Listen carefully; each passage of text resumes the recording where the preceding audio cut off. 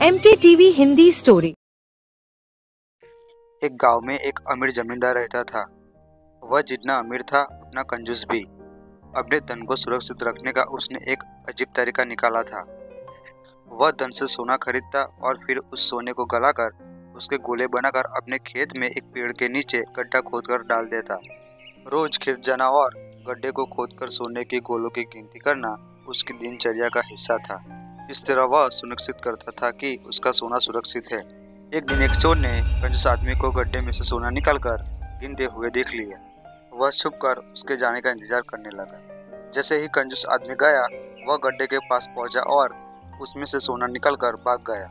अगले दिन जब कंजूस आदमी खेत में गड्ढे के पास पहुंचा तो सारा सोना नहीं था और ये देखकर कंजूस आदमी जोर जोर से रोने लगा। उसके रोने की आवाज वहां से गुजरते एक राहगीर के कानों में पड़ी तो वह रुक गया। उसने कंजूस आदमी से रोने का कारण पूछा तो कंजूस आदमी बोला, मैं लूट गया, बर्बाद हो गया, कोई मेरा सारा सोना लेकर भाग गया।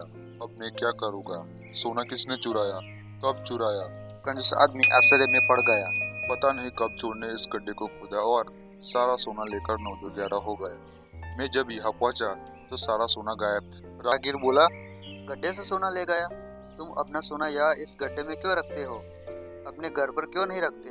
वहाँ जरूरत पड़ने पर तुम उसका आसानी से उपयोग कर सकते हो। कंजूस आदमी बोला, मैं अपने सोने को कभी हाथ नहीं लगाता।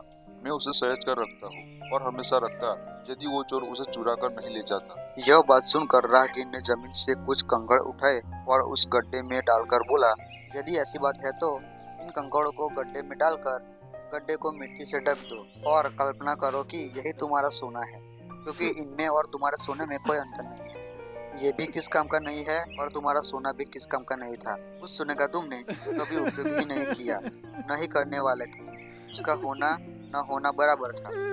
और यहाँ पर दोस्तों ये कहानी पूरी होती है और इस कहानी से ये सीख मिलती है कि जिस धन का कोई उपयोग न हो उसकी कोई मोल नहीं।